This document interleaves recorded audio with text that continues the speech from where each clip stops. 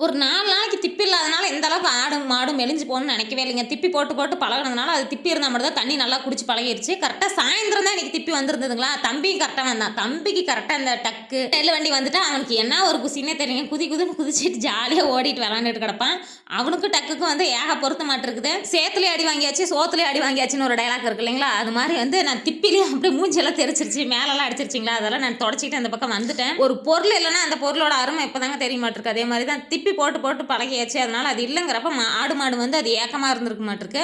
அதனால சரி ஒரு நடை இறக்கிர்லாம். வெயிலுக்கு அதுக்கும் அது வந்து தீனியும், தண்ணியும் நல்லாவே சாப்பிடும் ஆடு, மாடு. மழையே சரியானபடி பெய்யலைங்க. அதனால தீனிக்கு கொஞ்சம் கஷ்டமா இருக்குங்கிறதுனால பச்சை பசேல்னு இருந்தா அங்க, அங்க பிடிச்சு கட்டிட்டு கிடக்கலாம். இங்க வந்து வறண்டு போய் கிடக்கிறதுனால எங்க போய் கட்டுறதுன்னு தெரியாம சரி திப்பி போட்டு தண்ணி வச்சுட்டேன். அப்புறம் தட்டு எடுத்து போட்டுட்டு புல்லு வெட்டி போட்டுட்டு இருந்தா சரியா போயிரும். இந்த கடலை, ஆறு தண்ணி எப்படி கடகடன்னு ஓடுங்களோ, அதே மாரி இந்த திப்பி 4 மூலைக்கும் போகுது. ஒரு இடத்துல நிக்கவே மாட்டேங்குது. அது அள்ளி வச்சாலும் இன்னைக்கு நிக்காதுங்க. நாளைக்கு தான் அள்ளி வைக்க முடியும். நாளைக்கு அள்ளி வச்சு உப்பெல்லாம் போட்டு சுத்தி அது கரெக்ட்டா அள்ளி சுத்தி பெரட்டி போட்டு வச்சுட்டோம்னா சரியா போயிரும். அமுங்குனாப்புல இருந்துக்கும். கமெண்ட்ல ஒரு சகோதர, சகோதரி கேட்டிருந்தாங்க. அது திப்பின்னா என்னன்னு சொல்லி கேட்டிருந்தாங்க. அது திப்பின்னா கிழங்கு மில்லுல வந்து நம்ம கிழங்கு அரைக்கிறப்பங்க, கிழங்கு என்னுடைய 3 பகுதியா, 4 பகுதியா பிரிப்பாங்க. முதல் ரகம் வந்து பவுடரா அது வந்து எடுத்து மாவா யூஸ் பண்ணிக்குவாங்க. 2வது ரகம், இந்த 3வது ரகம் அந்த கழிவுகள் தான் வந்து நம்மளுக்கு திப்பியா வருது. இன்னைக்கு அமாவாசை இல்லைங்களா? அதனால கோயிலுக்கு போயிருந்தோம். நம்பூர் மாரியம்மன் கோயிலுக்கு தான் போயிருந்தோம்.